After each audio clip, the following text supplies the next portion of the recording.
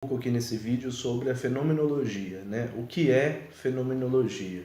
Se a gente for ver etimologicamente, a palavra fenomenologia, logos, vem de estudo, de razão, de compreensão, né? Então seria o estudo, a análise, a compreensão dos fenômenos, né? E o que são os fenômenos? Fenômenos são tudo que acontece, tudo que a gente pode ver, tudo que a gente pode perceber, né? Mas para entender melhor o que é fenômeno, é interessante entender o que é noumeno.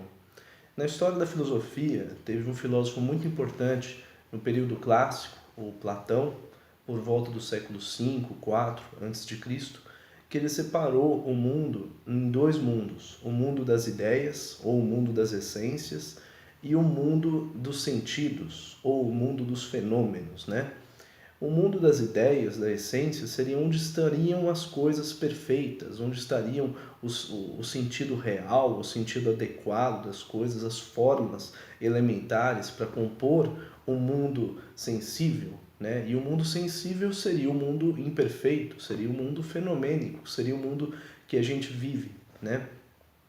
E a filosofia, o Platão deu uma primazia ao estudo do mundo ideal, do mundo perfeito, do mundo essencial, que é o primado da razão, né? Que até influenciou o pensamento racionalista de Descartes, lá por volta do século XVI, XVII, no movimento racionalismo, né? Que priorizou a razão, que acreditava que existiam ideias inatas, essenciais, que poderiam ser alcançadas por meio da razão. Inclusive instituiu a matemática como a regra mais racional possível, né? Que poderia ser medida, tudo poderia ser estudado, tudo poderia ser compreendido por meio da razão, né?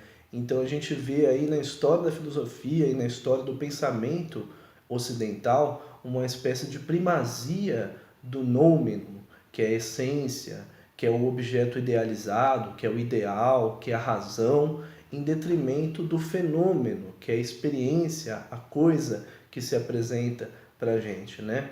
E a fenomenologia ela vem aí no começo do século XX a questionar essa primazia da razão, juntamente com outros movimentos que já estavam questionando, como o próprio existencialismo, né?